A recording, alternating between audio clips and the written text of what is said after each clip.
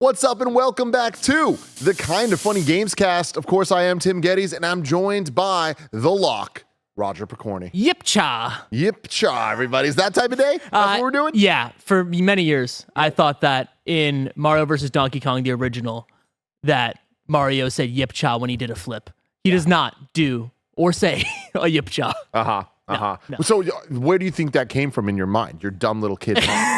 See, I think I might have just, maybe because like the Game Boy Advance, I didn't have the original one, garbled, no backlight, nothing. Rough. So I probably was just making shit up, maybe just having like hallucinations. Add an extra fun Yeah, to it. exactly. Maybe I'm just like playing it on mute and I'm just doing all the sound effects. That's probably where it came from, honestly. Yeah. Yeah. Well, I'm excited about this because that's what we're talking about today. Yes. Mario versus Donkey Kong. We're going to be reviewing the remake that is coming out on Nintendo Switch. And I'm happy to have you on the show because you did play the original back in the day. Yes. And you were really excited when they announced this remake. So that's going to be fun. We're going to talk about that. We're also going to talk about just some general Nintendo stuff. I got some updates on the Tim Geddes search for the perfect Pro Joy-Con alternatives.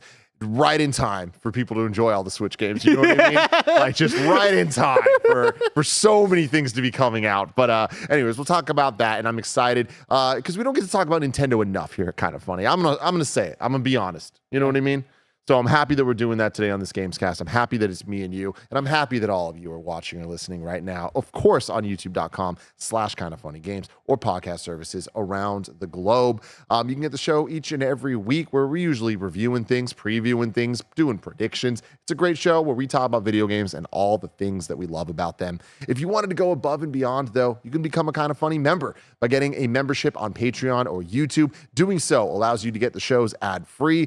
You get live recordings as we're recording them, pretty damn cool. And you get a daily exclusive Greg Way where Greg talks about whatever he wants to or answers a bunch of audience questions. Ton of fun. And I highly recommend you guys go over there. Just like our Patreon producers, Carl Jacobs, Streaking 8 Easy, and Delaney Twining. Thank all of you so very, very much for your support.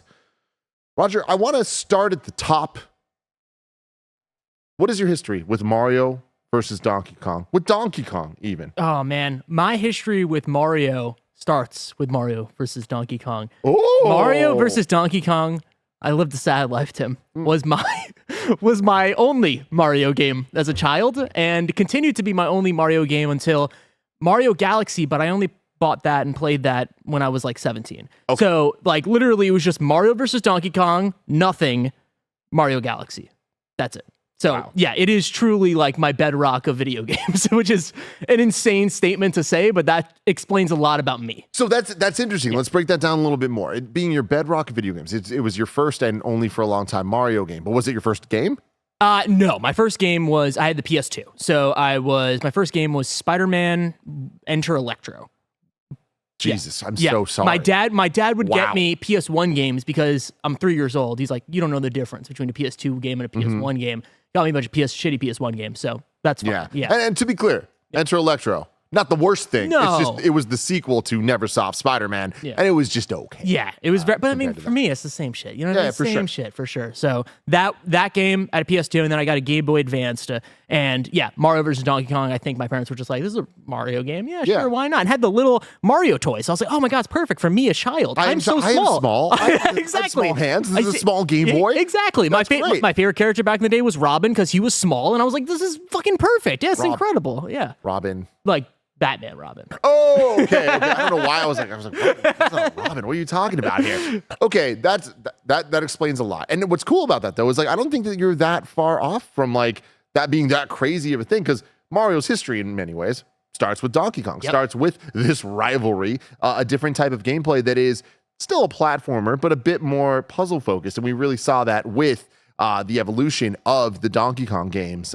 from the original arcade game, which featured you playing as Mario, through to the Donkey Kong game on Game Boy, which like is one of the like hidden gems of the Game Boy, which is funny to say now. Over the years, it gets less and less hidden, but people don't understand how amazing that game is. And I got to be honest with you, I totally, until this review, when I was doing the research for this game, did not realize that this is pretty much just a reimagining of that game. Exactly. Isn't that I completely had no idea. So it's really funny to think back at the legacy of Mario and Donkey Kong as characters, as games, as genres even of like puzzle platforming. But to think about this being a remake of the GBA game that in a lot of ways was like a spiritual remake of the Game Boy game that was just a remake plus sequel to the original Donkey Kong arcade machine, right? So wild. Yeah, a lot of lineage there. But I love that you were jumping in on the GBA one, a game that I pretty much missed out on. The Game Boy one was one that I was really into, but I was old enough with a Game Boy Advance when Mario and Luigi came out that I was not Mario and Luigi. The Mario versus Donkey Kong, where I was playing Mario and Luigi. I was playing the RPGs. I was like trying to like, okay, I've done that before. I don't really need it. Like I'm out here buying Metroid Zero Mission and shit. So I never beat it, never fully got into it, but I know it was really good. Yeah. But you loved it, right? Yeah. Like, so not only was it one of your first games, like you beat the hell out of it. Oh yeah, that was the thing, is that I actually, for this review, #1 games journalist in the world, he's not here, Roger Bercorny. No, not Andy Cortez. I replayed the entirety of the original Game Boy Advanced Mario vs. Donkey Kong game in preparation for this review right before we got the codes. And I was looking through and I was playing this game and I was like, you know what, there's probably going to be a moment, because for me as a kid, I'm a dumb little kid. I'm not finishing these fucking games, right? So many of these games that I got, I never finish. I was like, there's going to be a moment where I hit a world where I have no recollection of it. And that moment didn't happen. I realized when I got to the ending of this game that I've played this entire game as a child. And that just blew my mind, because that shows either, one, how small my Game Boy Advance library was, which it was very small. It was that, and it was the Prince of Persia, the one where he turns into a bad guy too. Like he's like, he becomes like, I got that for the Game Boy Advance. 2 Thrones. Yeah, 2 Thrones. I got 2 Thrones for the Game Boy Advance. Those were my 2 games. Great. And so it was either that I had a small library, or I just love this game so much. And I think I just love this game so much. Well, I also think that goes back to the brilliance of what this is. Yeah. It's a Mario game, it's a Donkey Kong game, it's a puzzle platformer that's very Nintendo. It is every single moment is a delight. They're throwing things at you. It from my memory, it does a very good job of introducing mechanics, making you think and understand, and you solve problems, and then you feel good about it. Like it's a really good reward system for these games. Nothing kind of overstays its welcome. But my question to you now, let's just jump into it. You've now reviewed Mario and Luigi. Oh my God. You have reviewed Mario versus Donkey Kong, the Nintendo Switch 2024 remake, one of the horsemen of the final twilight days of the Switch, probably. What are your thoughts? Mario versus Donkey Kong, the remake for the Switch, is a 3 out of 5 okay game, right? And that is for a multitude of reasons. One, it looks great. It's a good looking remake, but it's not a faithful visual remake to the original game, in the sense that it feels like you're dropping in just generic Mario characters into this world. They do some things to kind of make it a little bit more visually cohesive in terms of making maybe the boos like little toy boos, and like kind of making it feel more of like a toy atmosphere. But other than that, it just feels like any other old Mario game that you could just pick up and find. When you look at the original GBA game, it has a lot more life to it, visually and with the animations. And a lot of these animations feel a lot more toned down and not as fun or dynamic as the original game. And the thing that we're going to talk about here is the game is a very faithful recreation of Mario versus Donkey Kong.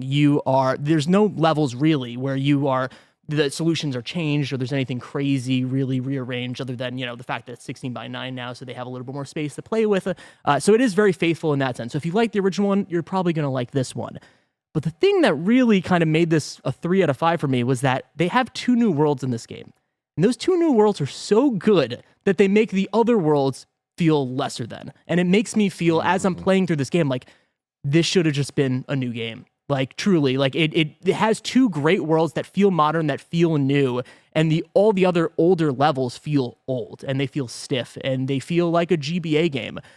So I guess if you are looking for a full-on remake of this classic game that you really love, you're going to get that. You're going to really enjoy this game. But if you're looking for a more modern interpretation of that classic idea, you're not going to really get that unless you play just those 2 extra levels.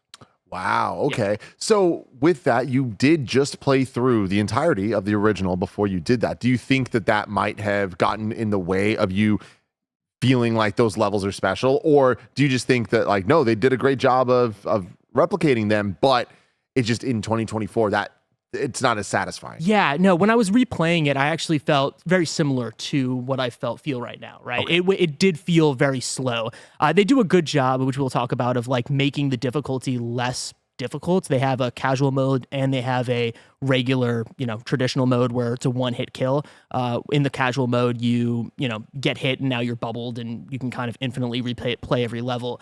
But other than that, it is the same stiff gameplay where you are just picking up.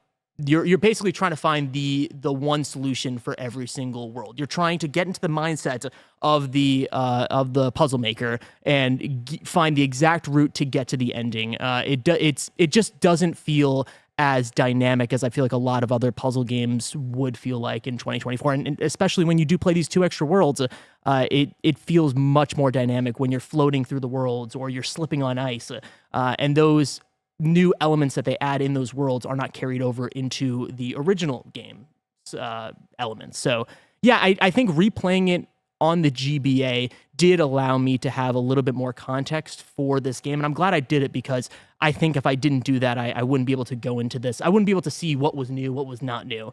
And the reality is it's not much is new other than those 2 worlds. So I'm glad I did it for sure. Yeah, it's interesting too, because in a lot of ways, this, like the look of this game, you were talking about it kind of just having that generic look, and it's because Mario now looks a certain way. We have an understanding of what Mario is supposed to look like, and that can kind of get samey and old. And I'm a broken record on this, but like I miss the days of Mario 1, Mario 3, Yoshi's Island, like all of them having distinct styles that are so different, same-ish gameplay, Yoshi's Island being more different, but the visual style kind of dictated some of the gameplay elements and like what that game was, what made it special. You look at this, you're like, oh yeah, that's Mario. That's what Mario's supposed to look like, quote unquote. But it's not. It doesn't play the way that it looks necessarily, because you look at that and you're like, oh, it's probably going to play like a new Super Mario Brothers game, but instead it plays like a Donkey Kong game, because it is a Donkey Kong game, which is more tile-based movement. Like it's stiff by design, and I think that is something that you either can wrap your head around, or you're just gonna be like, I just want a freaking backflip, man. Yeah, no, and that's an interesting one, because I'm excited to see when normal consumers who are not into the Mario versus Donkey Kong lore or know about this game just see this on the shelf, pick it up and play it, if they are gonna fall in love with it or be disappointed by it, because it is a one-hit kill situation. You are jumping on top of people, picking up things, trying to switch buttons so then you can pick up a key to get to the end of the level, and then at the ending of every single, I guess, level, pick up a mini Mario. So that is kind of like the gameplay loop. And then every world ends with a boss fight, which is essentially a Donkey Kong level where you're going on ropes, hitting him on the head, or just trying to get to him and take him out. So it is a more Donkey Kong experience than it is a Mario traditional experience. So it is a puzzle game. Yes. Yeah. So Absolutely. with the puzzles, like did you get that satisfying feeling often, or like what's the balance between like that was a good challenge and I'm satisfied versus I know exactly what I need to do and I'm just going through the motions here? Yeah, it's a lot of that for me. And again, that's the weird part of replaying the game on the GBA and then replaying it on the Switch, is that I, of course, knew the solution, so I was able to get through the game a lot easier on the Switch. But either way, it is a lot of you kind of just looking at it and just being like, I know what I have to do. I just need to go through the slow motions of trying to now hop on top of this character, and then I screwed up the exact timing, and I hit him just in that one frame where he's in front of me and not on top of me, and now I'm dead. Now I'm in the beginning of the middle. Now I got to go redo it, and I have to wait for this stupid little Mario guy to follow me. And like it is a lot of you just seeing the whole answer, seeing like you see it all in front of you, but now you just have to execute it, and it takes just enough time that they prescribe you really to make it happen, especially when you get to the later plus levels. Yeah, it is not like, there's been very few times, I would say maybe like 5 or 6 times throughout this game where I had a moment where I was like, wow, that is really clever. And again, all of those moments happen in the new worlds. Like even when I was originally replaying it on the GBA, when I played it on the Switch, I only had those moments when I was playing with the new worlds, because they did feel fresh, they did feel unique, because they add things that feel like a more modern Mario puzzle game. So you saying, like, having just played the GBA one again all the way through, and then being such a faithful remake for the most part, besides the new stuff, would you also give the original a 3 out of 5? Yeah, I would probably say so. I mean, for the time, probably 4 out of 5, but like now in modern net time, yeah, for sure, it's a 3 out of 5. And so, do you think that this is the definitive way to play this game? Yeah, because it's easy, right? Like it's not. This is the easier way to get this video game. So I would say it's the definitive way. There is a part of me where I look at the original GBA game and just visually, it's wild to think because this game does look pretty, right? Like it does look pretty in the sense that it is my childhood brought into HD essentially. That's what this feels like. But there's something about the old GBA game that feels interesting to me, at least from an animation style, that I think is just not translated here. But I would say, yeah, this is the definitive way to play. This is the way that I would recommend it to 99% of people, especially just for the casual mode, because that just makes this whole experience way less frustrating, for sure. Yeah, which is great. And I think those are the little things that really make these remakes like valuable and like more worth it than just, oh, it's prettier, because of course it's prettier, but prettier and a better art direction are different things. Yes. And I think that the nostalgia play of all of it can get in the way oftentimes, or be good, where if you're used to a certain thing and it looking a certain way, you want this mimicked. But mimicking something sometimes just doesn't work. So it's like, no, let's just give it the more generic Mario treatment so that it's like has a visual understanding for people that are just looking at it. Like Crash Bandicoot comes to mind for me of the Insane Trilogy when they remastered it or remade it. Like, and I love those games and I love it and I love the look that they have. But every time I play it, I'm always like, man, it's missing the like crunchy black levels of the original PS1 Crash games. Like there was something about how dark the lines were and everything that gave it a vibe that the new one's beautiful, but it doesn't have the vibe. And looking at the GBA stuff, GBA as a whole had a vibe to it, Absolutely. So remaking those games, you're gonna miss that. And it's like I wonder. I'm interested in giving this game a shot myself, just because like I am not the biggest fan of the Donkey Kong games overall. I would say like the GB one I love, but I'm like, cool, that was my fill. Like, and it feeling stiff and that kind of like that type of, in my opinion, frustrating puzzle platforming where it's like, yeah, you make one wrong jump that you really just hastily did just because you want to get through it, and then you have to do it all again and wait for the platform to come. Like, not my favorite type of gameplay. So combining that with an art style that is not my favorite Mario art style, I'm like, I don't know that this one's for me, which is fine. Yeah, for sure. And I think a lot of that frustration, I think, still carries over mostly for me in the boss battles, right? Like, they're fun and they're good, like, I would say Donkey Kong boss battles, but it is very much that you miss one thing, oh shit, now you're out of commission, now you're dead, now you've lost a life. And it is that to me is the part of the game that is so funny because it is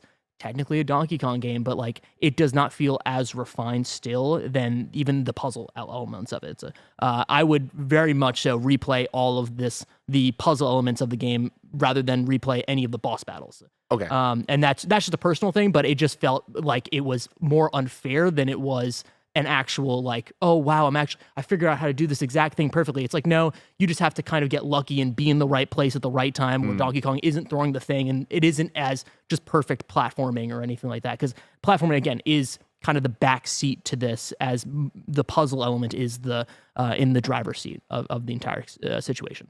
So you beat the game? Yep. Did you 100% the game? No, because God, that's the cool thing about this game is that when I was playing the original, the GBA one, I guess this is where I probably stopped, is because I realized that there is plus levels to all of this game, right? So there's 6 worlds with 13 levels each.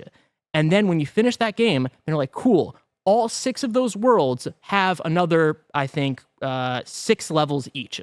So now you just continue the game in a plus variant that is remixes of every single one of those levels.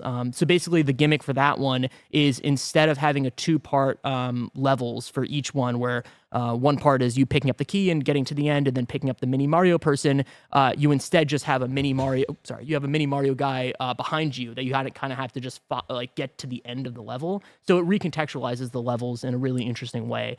So I did all of that and then I was like, cool, I finished the game, I 100%ed it. There's expert levels, which I did not account for. So I did not 100% it. I probably won't go back to those expert levels, but I got my fix from just playing the main game and then the plus levels.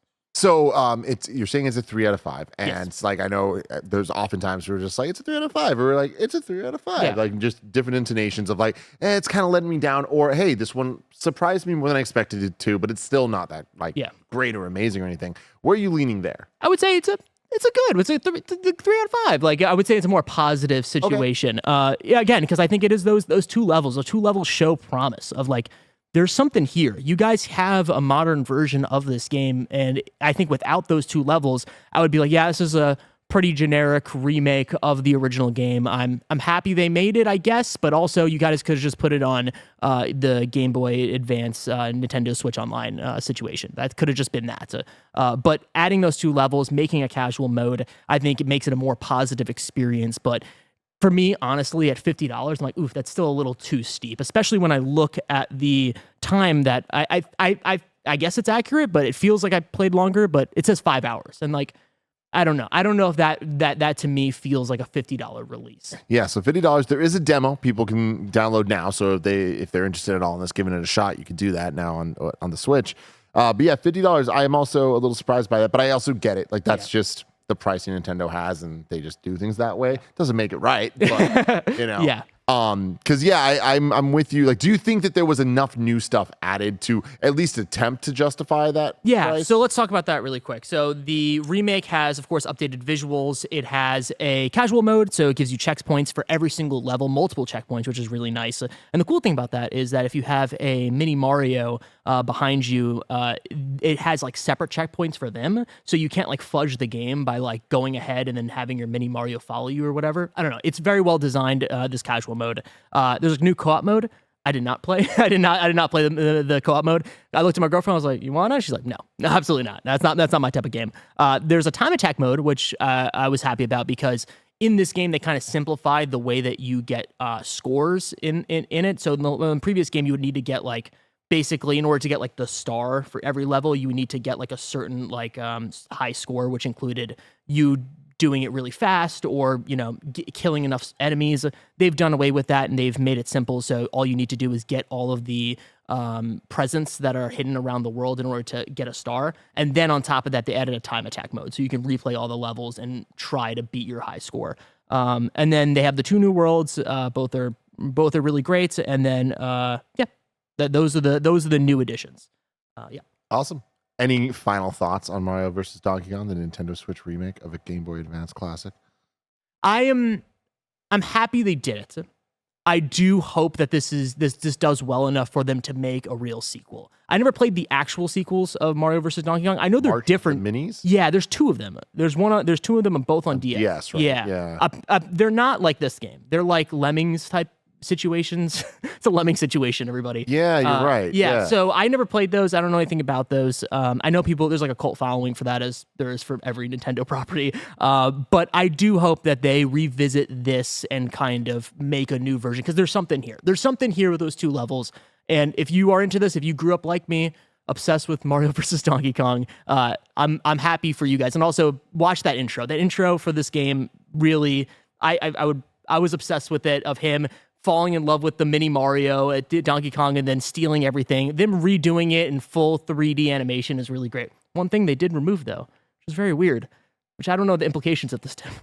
When Donkey Kong looks at the ad and he sees the mini Mario, in the original version, heart eyes appear.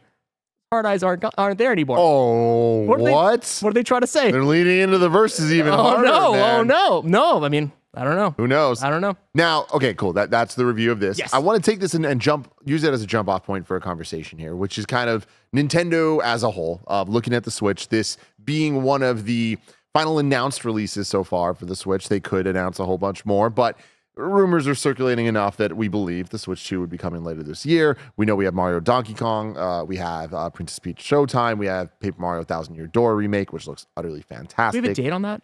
No date for that. Okay. I don't think, unless it was summer or something. Hold on, actually, let me pull that up here. But that game is incredible. Like that is going to be so good, and especially hot off of Super Mario RPG remake that came out last November, that I was just so obsessed with, because I never thought we'd actually see that game remade. And at first blush, I looked at that and I was like, you're taking away the magic and what I was talking about earlier about the nostalgic look and vibe of that game. This looks a little more generic than I would like. Playing through it, I was like, I was so wrong. Oh, like, really? They brought that magic back in the Super Mario RPG remake is utterly fantastic art direction. Okay. And I think that it nailed the vibe and tone of the original. If you want the original, play the original, right? Yeah. Like, it's not one-to-one exactly it, but I think that they really did a good job of making a modern visual style that invokes the feelings that looking at the old game did, on top of everything else about the game just being excellent. So that being so good, it sold incredibly well. It already outsold in like 1 month. It outsold the entire life of the original, which is good for them. Yeah. And good notes of, hey, these good games can do well. Paper Mario 1000 Year Door, what we saw of it, it looks fantastic. And I think that game already has such a great art style that just literally plussing it up a bit, making it HD is enough. But seeing what they're doing here, it's like, damn, this thing looks so good. It is a remake. It is something, but it's a remake of a game that to this day has been trapped on GameCube. Yeah. Right. And like, there's ways around that. But and I do feel like the Super Mario RPG and Paper Mario 1000 Year Door are two examples of games that people that maybe didn't own a Nintendo console have looked into. Yeah. In various ways. Yeah. And looking at this, what do you think just looking at this? I mean, it's gorgeous. Yeah. This is the one that everyone has always recommended to me to play. I've never played any of the Paper Mario games. I haven't played Mario RPG. But that for me is like a day one. That looks incredible for sure. Yeah, and I think it's going to be. I'm trying to find the release date. It's just hard because it's a remake, and I'm not looking for July 22nd, 2004. Oh, you sure? Might be the same day. So we'll see. But I do at the end of this trailer, all it says is 2024, and this was the direct back in September. Yes. So that makes sense. Okay. And that was the direct, if I remember correctly, that also included Super Mario RPG, which then came out in November, which was so quick. And we're starting to look at Nintendo's releases and we're like, okay, this is making sense of where we're at. I'm very excited about Peach for what it looks like, which is like a fun offshoot gimmicky Nintendo game. And those can really hit. Luigi's Mansion is a great example of it, of like, let's do something that's a little weird. And showing Mario vs. Donkey Kong more love is, I think, a good thing as well. Looking back at the Switch's life, like obviously we talk about all the Wii U ports, we talk about all the amazing games it had itself, but I do appreciate that they started going back to GBA games more than they ever have in the past, of like seeing Advance Wars, right? Yeah. Seeing the WarioWares coming back, and like there's just a reverence for the GBA era that I honestly didn't expect to see this generation, but we really got to see it kind of from beginning to end of this life cycle. Yeah, no, it means a lot to me as, again, somebody who's my only Nintendo console for so long was the GBA, to see that jump over here, even with Nintendo Switch Online stuff coming over. Like it means a lot to me to see even these games that Advance Wars like had no idea that even existed when I was a kid. So to see that fully remade was really great. Yeah, I'm happy, and I wonder if do you think it will continue into the next Switch? Well, so that's what I think is interesting, is there's not much left. Like that's the thing is, there's always going to be more, but like you start getting to that, what do you say? Fusion? Metroid Fusion, stuff like that. Like that's the thing is like, never say never. Yeah. Like at some point we're going to like remake literally everything. But like, I do feel like the Nintendo Switch Online having Fusion, the game holds up. The game works that way. I don't think we necessarily need the remake. And that's not always the end all be all argument, because I do think while, it's available here, putting it on store shelves and having a game called Mario vs. Donkey Kong and look the way that it does is going to speak to a completely different audience than the people that are like, well, I can just get this on Switch Online or whatever it is, right? You bringing up the sequels, though, to Mario vs. Donkey Kong that were DS games. I think that's where things get interesting. The DS line, DS and 3DS, DSi, everything in between, games are stuck there because of the novelty of the dual screens. So developing those games, like remaking those games, isn't as simple as just, oh, hey, you can play it on a DS Online type system. And maybe they find some way, and they're smarter than I am. So like they probably will. But I'm interested in seeing when we're going to get that wave of DS remakes. And I could see it happening, but I don't know if the Switch 2 is going to be the time for it. I feel like it is the time, in the sense that time is moving on. You know what I mean? Like I feel like it has to happen nowish, because we're getting to the point now where there's so many games that, like, my girlfriend, she loves her DS. She loves her DS so much, the fact that she just bought a new battery for it. She like keeps it updated all the time because that's the only way she can play some of her favorite video games.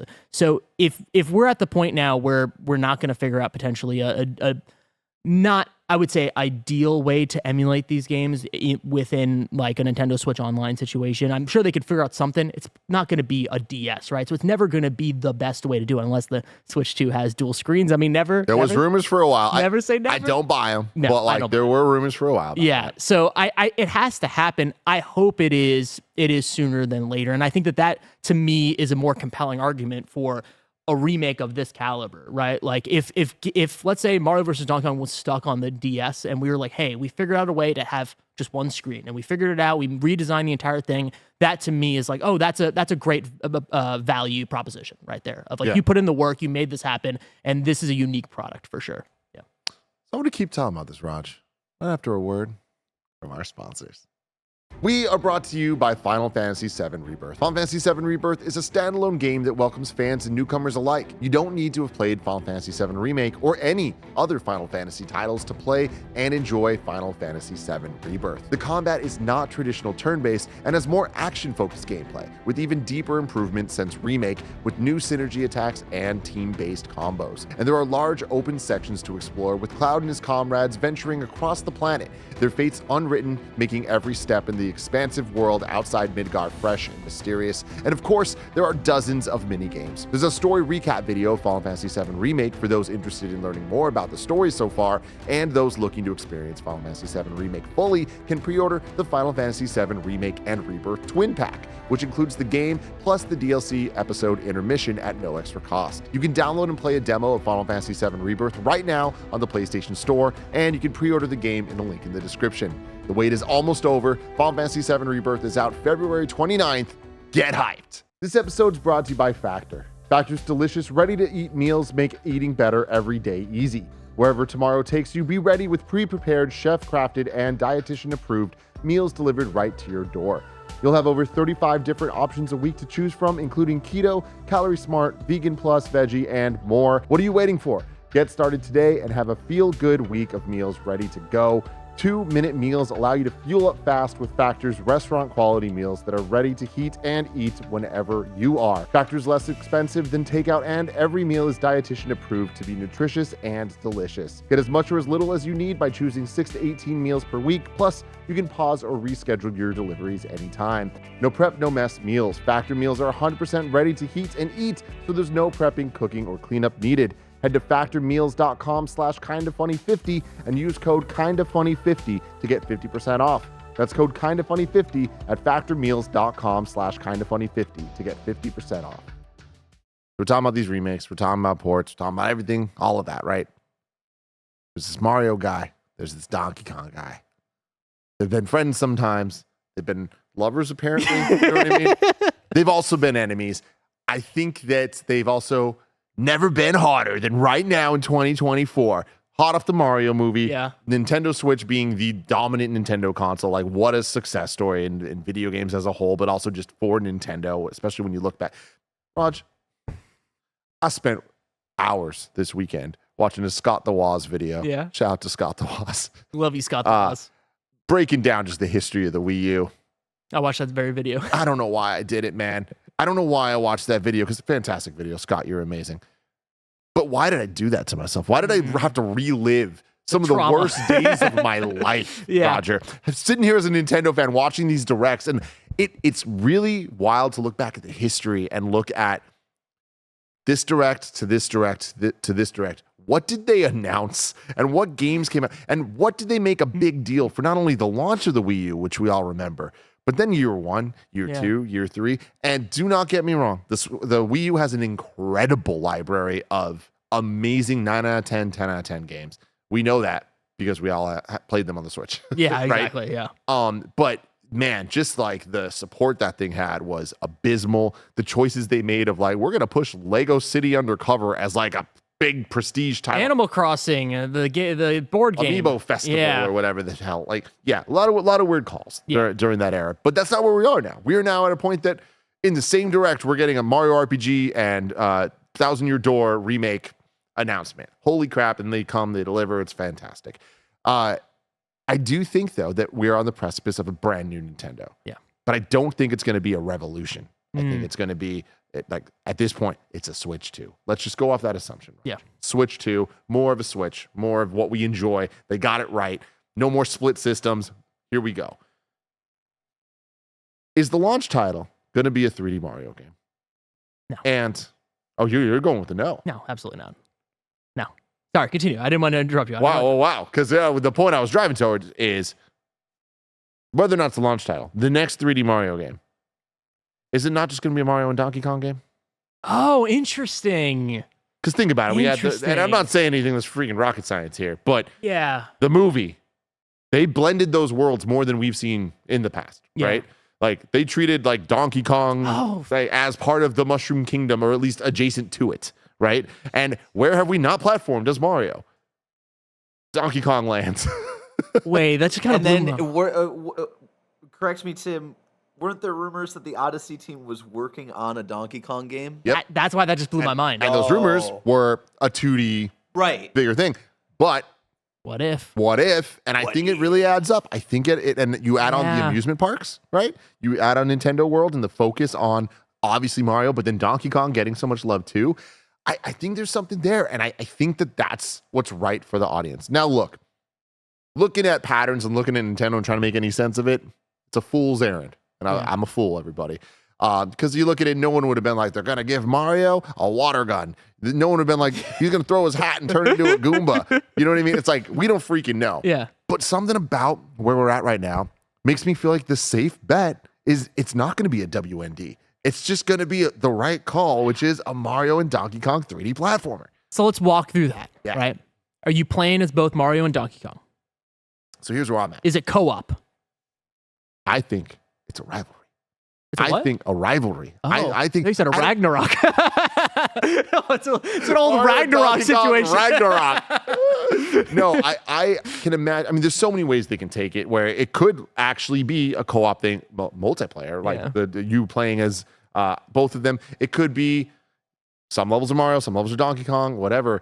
But the fact that they took the hard eyes out, like, I don't actually think that is evidence of this, but I do think that when you look at the relationship that Mario and Donkey Kong had in the movie, Yeah. it starts creating a narrative here of like, oh, I can see what this game potentially could be. Now, at the end of the day, do they team up to fight Bowser? Probably. Yeah. Bowser and King K. Rool. The boy can only hope. You know? Now, my only issue with this, what do you call that game? And why? And it just feels like it should have just been called Mario versus Donkey Kong, and he just released a Mario versus Donkey Kong. So that's exactly why I'm bringing this up in this episode. On one hand, I'm like, well, they're investing in Mario and Donkey Kong as an IP. On the other hand, I'm like, oh man, this could get a little confusing for me. Yeah. On the other hand, does Nintendo give a fuck? That's true. That's I don't know. Mario versus Donkey Kong 2. Like, I don't think it'll be versus, right? Yeah. But like, I feel like Super Mario and Donkey Kong. Yeah, like, Super Mario Country. but again, they make weird ass titles. Super right? Mario Dunk. Yeah, exactly.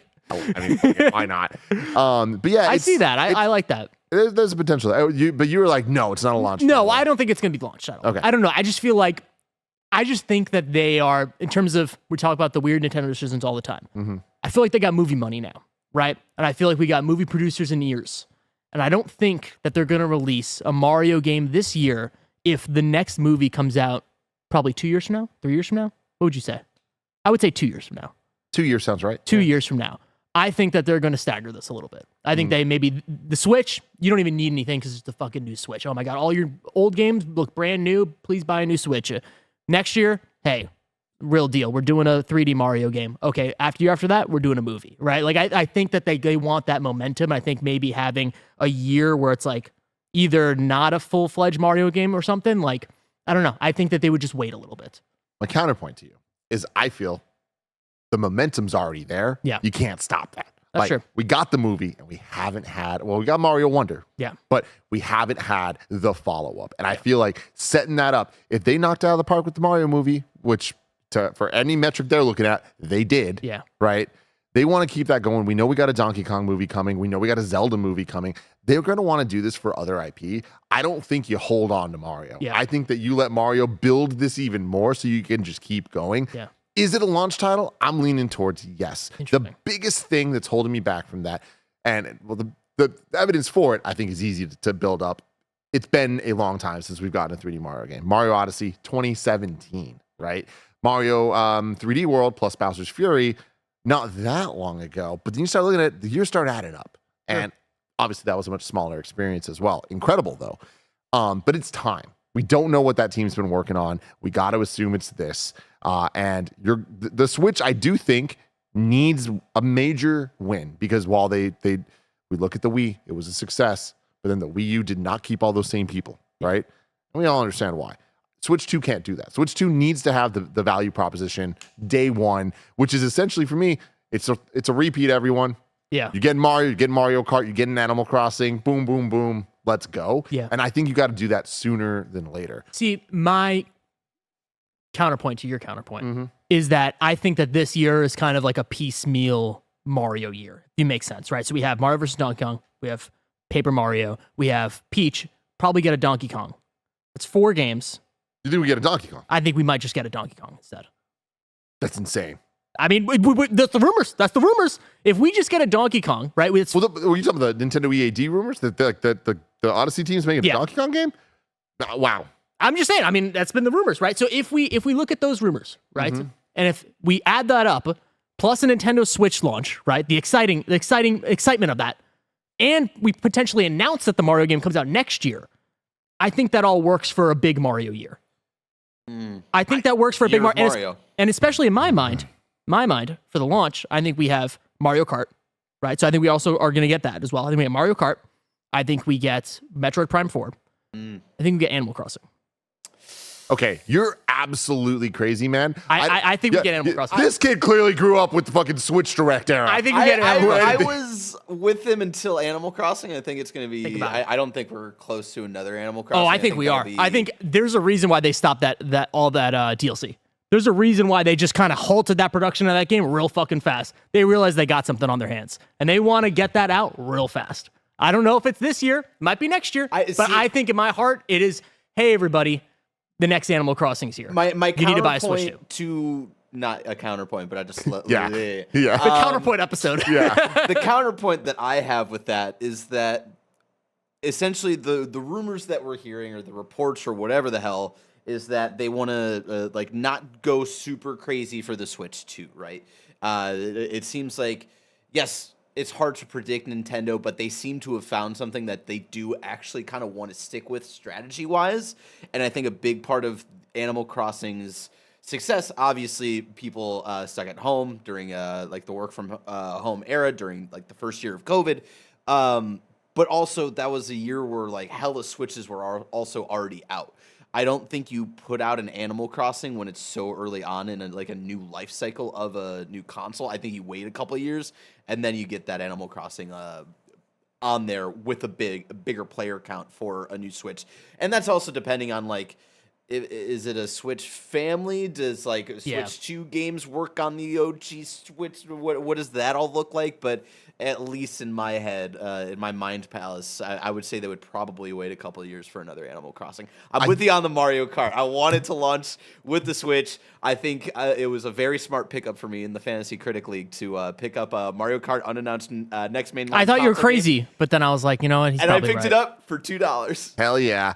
So I think you're spot on, Barrett, with Animal Crossing. Where Animal Crossing, I think it's a golden ticket, but you need to play that ticket at the right time. And I think that you need the systems out there, and things can change of what a system seller is. I don't see Animal Crossing as a system seller. But it could be. It could be. I just do see it as a it's more of a future promise of people buying it for other games, and then it also that. They're like, well, then I'm also going to get. Oh, that's so funny to me because I think for me, I see it as the sleeper cell of you and I. We're like, oh, it's just another game that people buy onto the other thing. For a lot of people, that is their only Switch game. Yeah. That is the only reason that they even own a Switch, and they bought that during the pandemic when nothing really mattered. You know what I mean? So what's buying another console for another Animal Crossing? I don't know. I think they see those numbers. I think that this is where we haven't seen this before with Animal Crossing specifically of what is the power of the next one, taking out the context of the pandemic and all that. That clearly had a lot to do with it. But I do think that the success of the Switch leading to that point and the library of games there, and I think the power of Mario Kart cannot be understated. And so to me, I think Animal Crossing is you wait a little bit. I don't think you wait long, but I do think you wait a little bit. And the 3D Mario, like I just can't, looking at how Nintendo's been in the timing of stuff, I find it hard to believe they don't launch with a 3D Mario on this thing. But I wouldn't be like, oh my God, I'm fucking shocked. I'm just like, it adds up. I think it makes sense for it to be there. The biggest wrench in all this is Metroid Prime, because we just don't understand where that game is. Is that game still going to be on Switch? To Barrett's point, are all these games still going to be on Switch? I don't think so, but potentially, somehow. We need more answers about Metroid Prime 4 to be able to really look at the launch, because you don't want to put out too many games, because then you're burying yourself, and then everyone's like, what's next? What's next? You can't have too many bangers at launch. Like, honestly, I feel like it'd be kind of crazy to have more than one. But I mean, like, this is a tough example because the Switch like relaunched with like a bunch of stuff that was Wii U, and so like even though Mario Kart 8 existed before the Switch, I would consider that a relaunch of Mario Kart 8 for an entirely big new audience. And Mario Kart 8 did launch with The Legend of Zelda Breath of the Wild. So I could... it didn't, though. Was it not a launch title? It wasn't. It was like a month and a half later. Oh, Jesus. Which I know I know it doesn't sound that crazy, but like...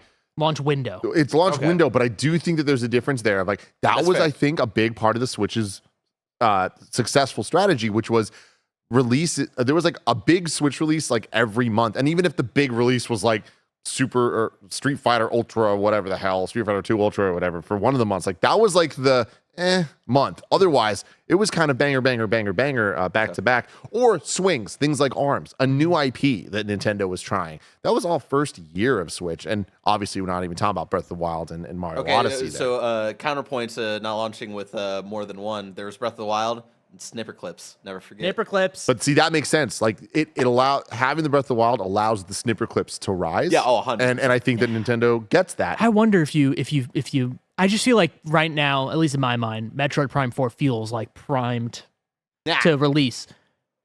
That can't be the only one. That's just like, that's the only thing that my brain goes to. Absolutely. Right? And that's my thing is I'm like, Prime 4 is not a launch title. Like, unless like you call it just Prime or something. But even then, like Metroid is just not that thing. Like it is not the thing that is going to sell everyone on Switch. Like, and on top of that, and this is coming from a Metroid lover, I want this game so damn bad. But just strategically of thinking about this, it's just that's not the only one. Yeah.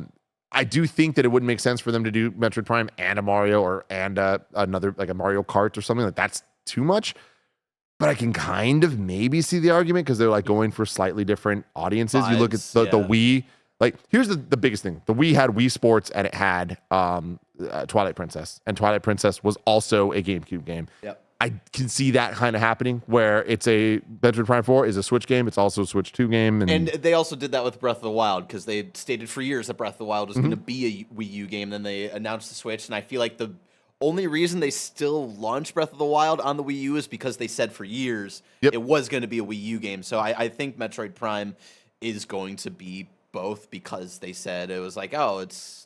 They said at one point it was going to be a Switch game, right? That's all they've ever said. That's all we know. But here's here's the counterpoint: is that Metroid Prime 4, does it fucking exist? What is that game? Like, and it does. I think it does. But they relaunched it 5 years ago at this point, which is crazy, right? So the relaunches. We just don't know the status of this game. Is what I'm trying to say. And at any moment, it's Nintendo. They just be like, hey, it's been done for years and years. I don't think that's the case, but I think that at some point we have not gotten an update on Metroid Prime since we started talking about Switch 2. Yeah. So it's like I just don't know where they're at. And again, we'll see when we understand what the Switch actually is. Barrett?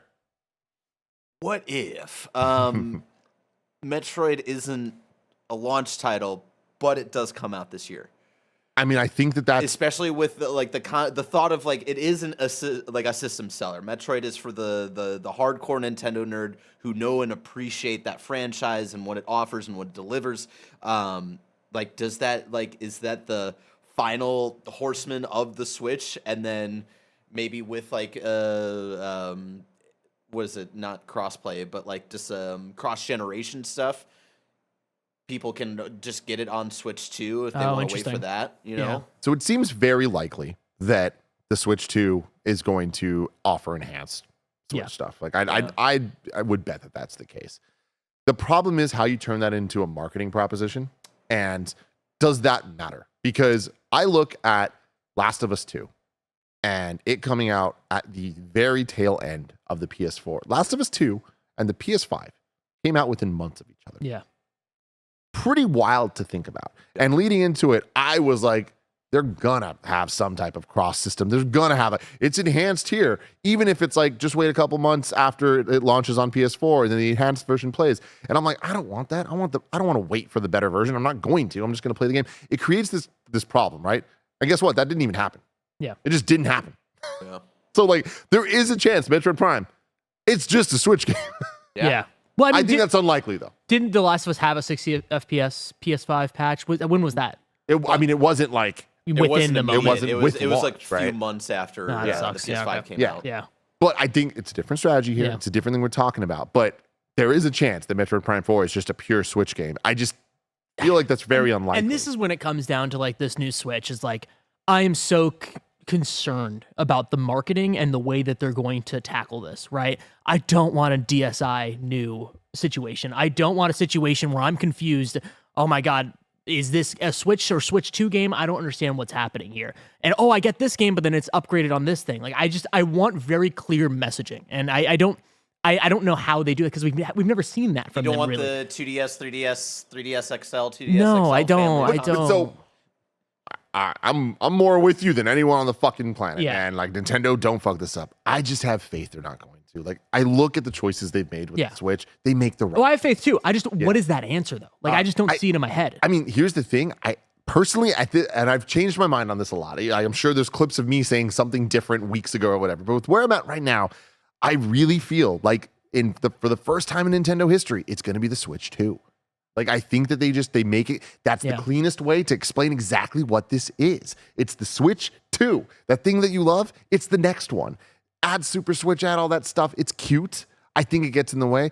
I wouldn't be surprised if they did it, but I'm leaning towards they know the importance of the marketing, the market domination of the Switch is so good. This is the next gen Switch. Yeah. This is not a Switch I, a Switch Lite, a Switch whatever. Even though you look at the DS and the 3DS, and those are market generation gaps. Like there is a huge difference there. The 3DS didn't do as well as the DS. You know, the Switch 2 could do as well as the Switch. Yeah. I don't think a Switch, whatever the fuck else subtitle is going to do as well. Twitch. You know, if they get too cute, it's like, no. No, you have the Michelle Obama situation. Remember this when a kid asked her it was when she was first lady and a kid was like, I want a Wii U for Christmas. She's like, is that like an add-on to the Wii? Like she had the whole like parent thing, and it's like we just don't want that. I am with you. Do you think they reprint boxes of old Switch games that say Switch 2 enhanced on it? Yeah. That's probably the answer? I can imagine so. And I can't. It's so funny that we just don't have enough information to know. But I think it's going to be similar to PS4 and 5, where it's like PS4 games just play on PS5. Like that's and then what you it have is. a little thing in the Nintendo shop that says enhanced for Switch 2 or whatever. Whatever it is, and what those enhancements even look like. I don't think it's going to be every game, but maybe it is. Tears of the Kingdom can compute grass finally. Yeah, Finally. Exactly. Like that type of 60 stuff. FPS. But yeah, it's the Mario Kart of it all is like them just ending the DLC. Like the end of that DLC feeling like a moment. Yep. You know? Yep.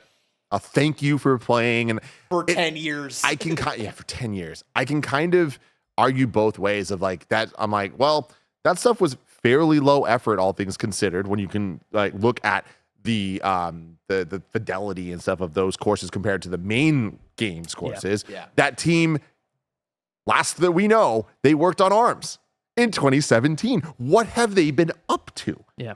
So I think that in addition to this DLC stuff, which when you look at the sales of Mario Kart 8, it makes so much sense that they supported that game the way they did, even though it's weird as hell that years later they're like, here's an endless amount of DLC for this game, right?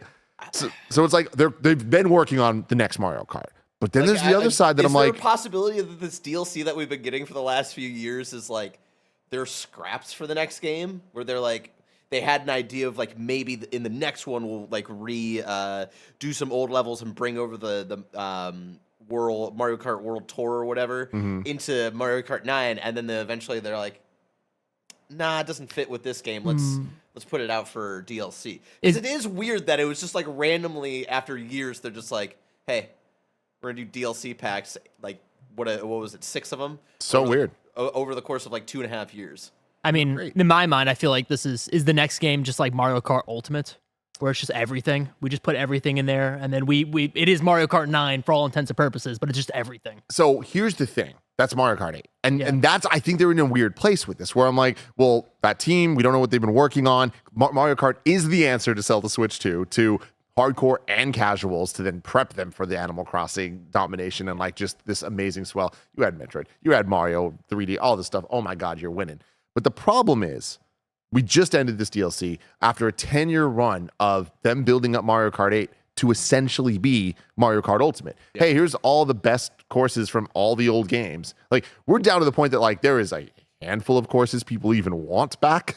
Like, they're just in it, looking better than ever, sounding better than ever, custom music to like fit the vibes and all that stuff. Like, that's what that game was. So I think that just putting out a Mario Kart Ultimate, even if it's every course ever before and all that stuff, I don't think that's exciting enough for a Switch 2 and to like system sell. I think it needs to be in the same way we all saw Mario Kart 8, and it's like, oh, the hover, like the gravity stuff, like that's it needs to have a gimmick. It needs something. Yeah. And it needs to be big. I don't know. I'm not Nintendo. I don't know where you go after anti-gravity. Like that's just like I think about it nightly, Tim. Every day. For real. It's like it's I think that they're gonna have an answer. And I don't think it needs to be the craziest thing ever. Like even just in Mario Kart 7 introducing the like going underwater and like the airplane thing. I think that was like 7, the right? glide, I think was introduced in 7. That type of stuff. I'm like, oh, that goes a long way. Yeah. Yeah. This is just such an interesting bring back like the Double Dash 2 like kart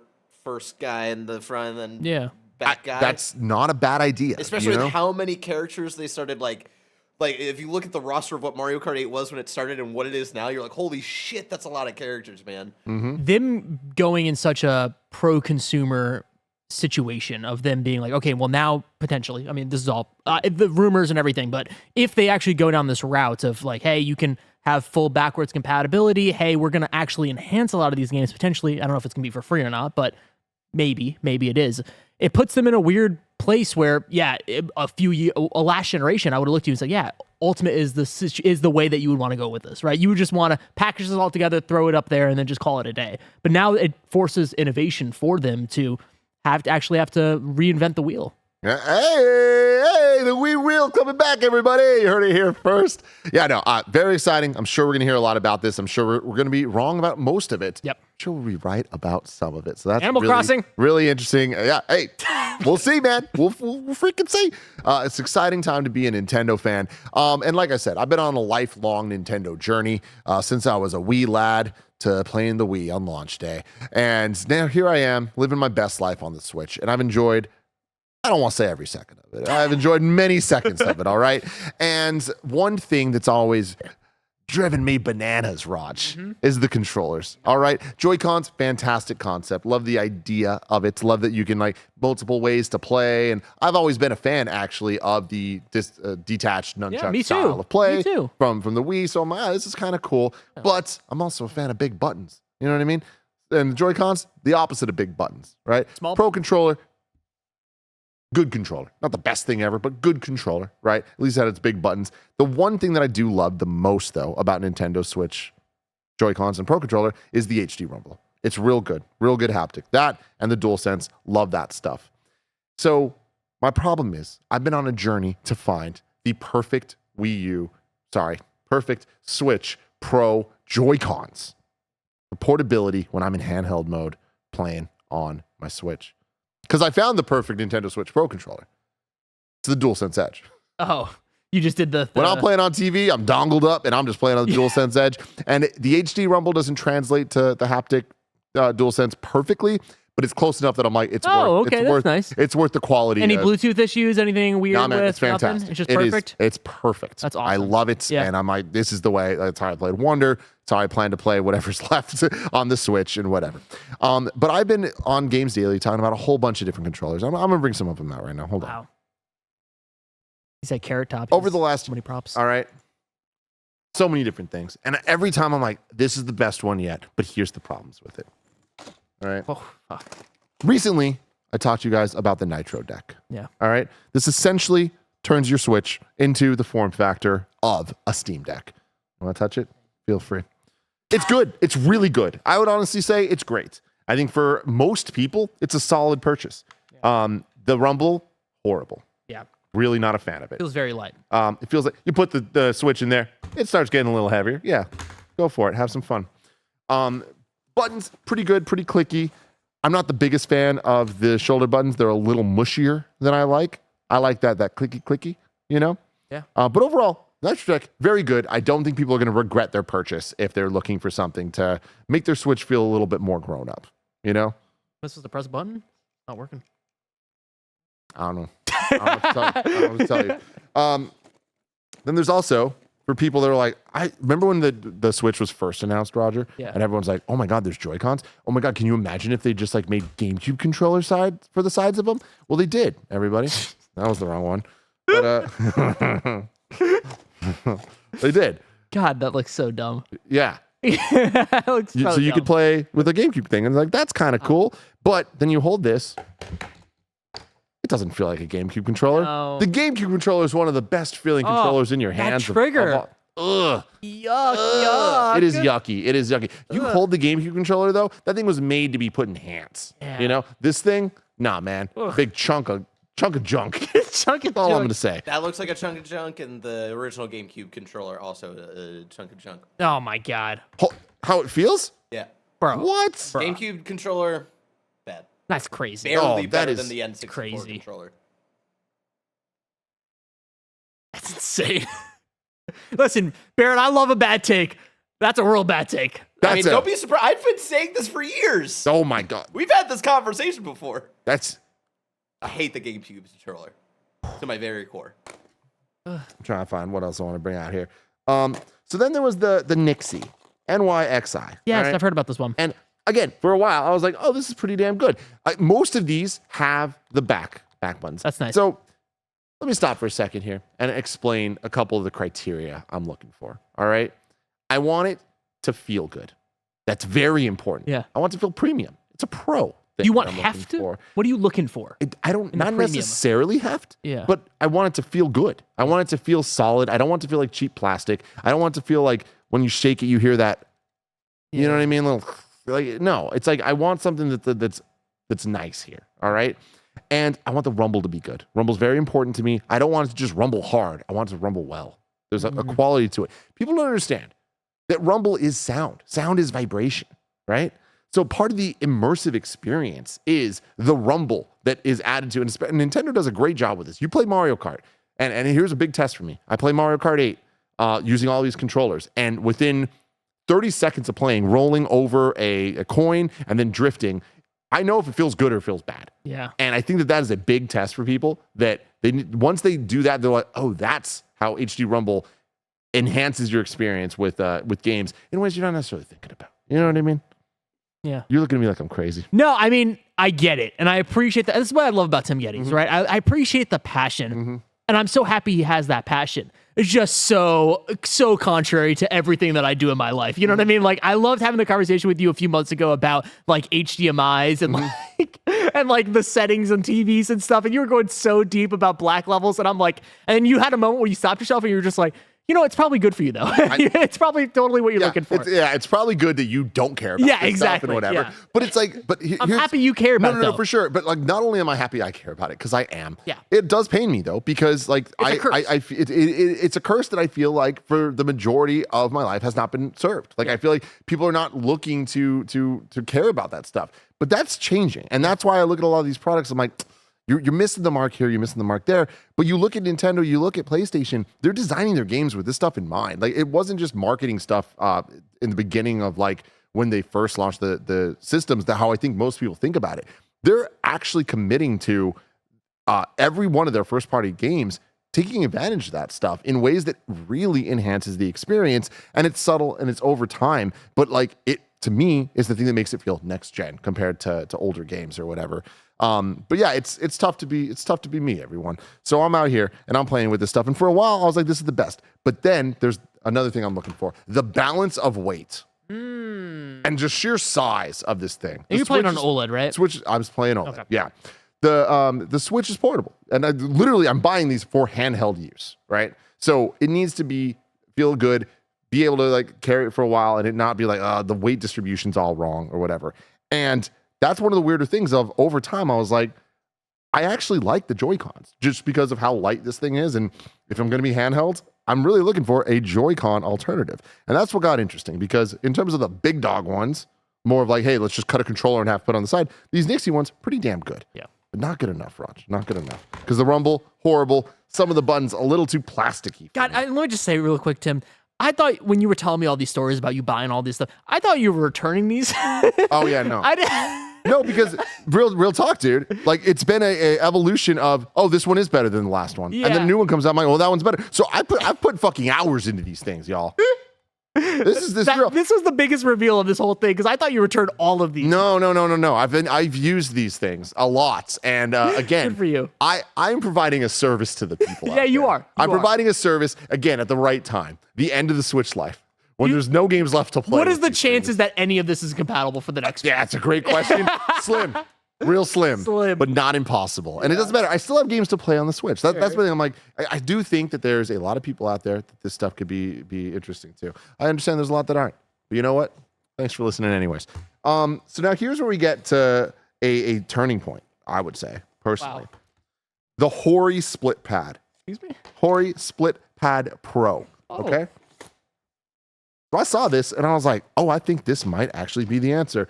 I only have one side of it here, but you guys are going to need to understand that it's another one. It's a full-size controller thing. And I'm like, okay, it's got good reviews. I think one of the most popular of these type of things. And also it's the most accessible. You can buy it on Amazon in a million different colors. And it's like, cool, exciting stuff. But my problem with it, it's just way too light. That is there's nothing to it. So it's big, it gets uncomfortable to hold. It just doesn't feel solid at all. And there's no rumble. I don't think I've ever felt a controller this light. This is weird. Crazy. It's weird. And then there is another thing that is more an optional need, but like something I keep in mind. Is it playable detached? Yeah. Or does it have to be? And a lot of these, just not playable detached. Also, I don't like the stick. It's a bad stick. It's a bad stick? It's a bad stick. It's like, it feels like it's like a worn down PS4 controller stick. Yep. Not a fan of that. So then I got to what I call my daily drivers. All right.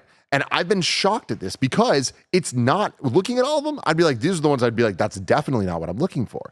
But going back to the Joy-Cons of like, there's something about the size of these that just feels right. So here we have the Hori Split Pad Compact. So the not Pro version. Okay. They have a little bit more heft. Attach it to that and just see how it goes. Yeah. I'll say the best feeling overall for portability, for not adding too much weight, but still feeling solid and good on the Switch. And much more Joy-Con-like button placement, but with the right fixes of it's not things on top of each other. Like, this feels good in your hands. The back button is customizable and great. Saved my ass in Tears of the Kingdom. Problem with this one, no rumble. You can't play detached. Zero rumble at all. Zero. Yeah. Which is better than any of these so far, because the rumble they have sucks. Oh, you would just have no rumble rather no rumble. Than good, okay rumble. Well, it's not okay, it's bad. Everyone should be ashamed. Okay? It's not HD. But that has no rumble. That has no rumble. And I've been using those the most. I like the sticks. I like the feeling of them. They flick nice. This is good. Yeah. Yeah, I'm not mad at it. Again, good. Yeah. Like, I've been using them the most, but whatever. Yeah. Everything's changed, Raj. Oh, shit. Every single thing has changed. Oh, shit. Let me introduce y'all. Oh, there's some other ones too. I don't remember what these are called, but they're there. Let me introduce you to the MobaPad HD6. This is the winner, everybody. These are it. They're everything I wanted. Flaws? None. Whoa! This is it. This is it. Now, let me talk to you about this before I hand it to you, okay, Raj? First off, it comes in beautiful white. It matches everything I got going on in my life. It feels good. Feels good. Is it a 10 out of 10? No, because it's not as premium as like a DualSense Edge or Xbox Elite or any of that stuff. But like, for what this is, Pro Joy-Cons, this feels good. The D-pad, Fantastic. That sound. We got the Hall sticks. Okay. We got that magnet stuff. We got everything we need. We're not getting that stick drift. None of that shit. All right.